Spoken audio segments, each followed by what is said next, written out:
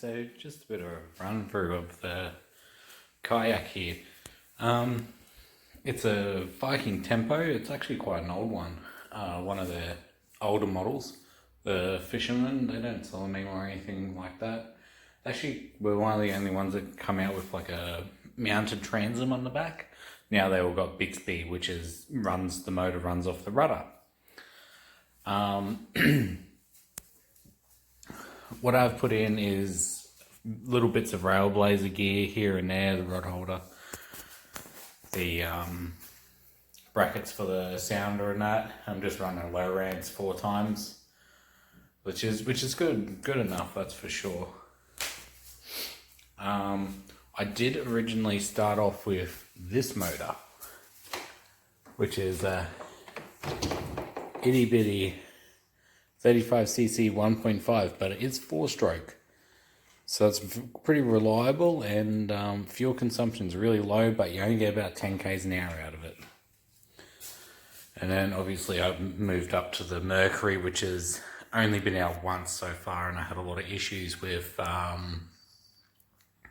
the wiring with the kill switch. There was a break in the wire and it kept earthing out, so it was not running so good, but hopefully I've sorted that out. I've rewired up everything. Okay, so basically I've hooked up the original Viking pedal steering with a bracket that I've made myself, and it still works on the push and pull motion. Now with the kill switch and throttle, it all runs through this cable that I've done up. And this is my hand controller. So you've obviously got a lock so you can't bump the throttle. You've got your throttle, and up top, your regular kill switch. I was using this as a kill switch, but being not watertight, yeah, it's not so good.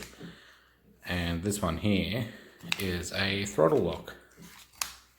So you can actually lock your throttle in. So like for trolling and stuff like that.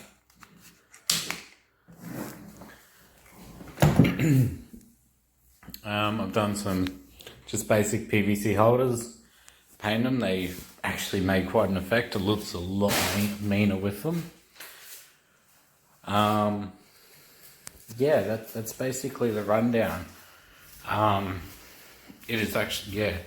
And with the kill switch, going back to the kill switch and throttle,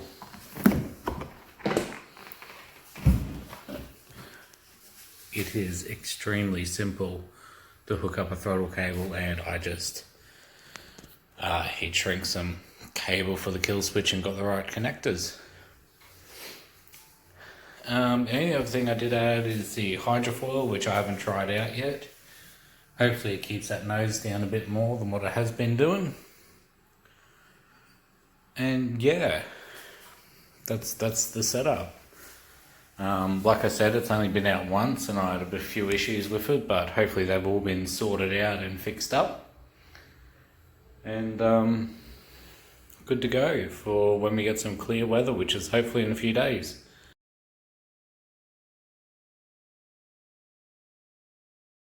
There was just one thing more I wanted to add. I get questions a lot about why the hell would you stick a motor on a kayak? The point is paddling. The thing is, I do want to get out in deeper water. I do want to actually get a boat. But literally, this is my garage.